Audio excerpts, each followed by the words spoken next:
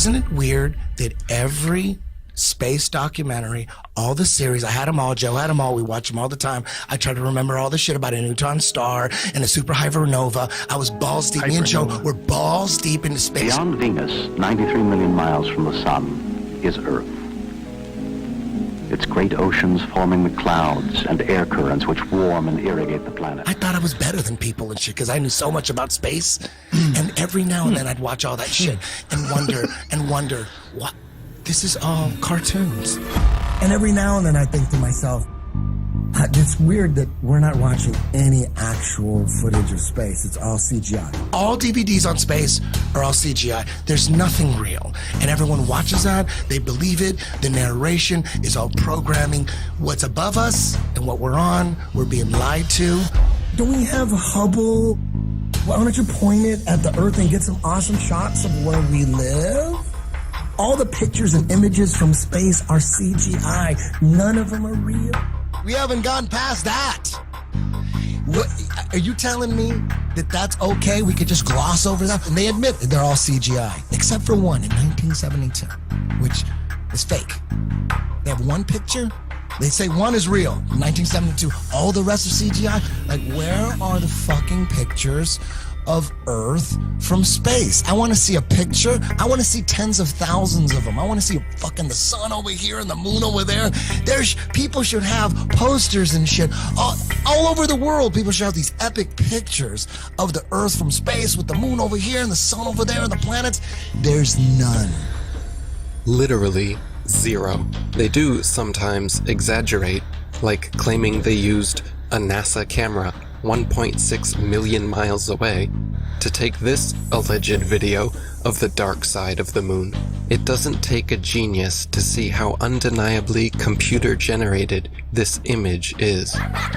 And yet, you think we are the moronic ones? I would rather be thought as a moron for not trusting criminals than a fucking sellout and a traitor for defending them. The reality is... The things that come out of your mouth, are you saying something that a defense attorney would say, or are you saying something that a prosecuting attorney would say?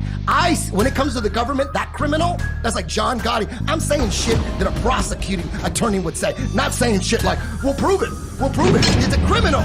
Without a doubt, whatever's coming from the government, I need the kind of fucking evidence that would shut down a case. If I don't see the evidence, why would I believe it? What is gravity? You have no idea. Okay, next question. So you're telling me gravity is strong enough to hold oceans onto it, battling inertia from the spin. So gravity's holding oceans, inertia's trying to pull it out and make it fling. Skyscrapers would fling off the Earth, but this gravity's holding these. It's so strong, it's holding the ocean, but it can't hold a fucking helium balloon.